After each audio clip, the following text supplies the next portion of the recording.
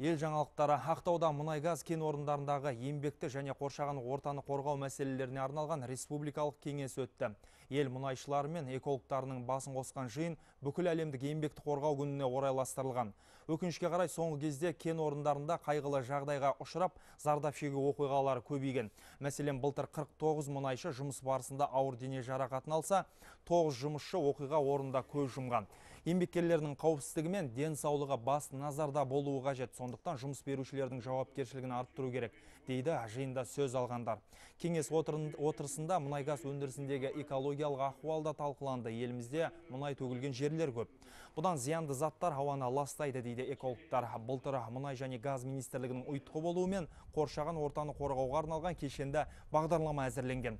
Оның аясында биылдан бастап мұнай кен орындарына жасыл желекпен көмкеріп, мұнай жиналған полигондарды тазарту жобасы жүзеге асырылмақ.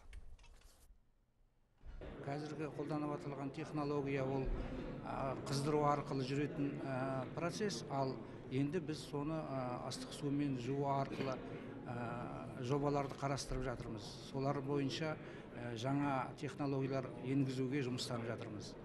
Ол мысалға ыстықпен неткенде қалдықтарды залалсыздырған кезде ауаға зиянды заттар шығады. Ал жаңағы сумен жүргізсе егер, ол зиян заттарының көлемі азаяды. Түгелдей болмайды деуге болады.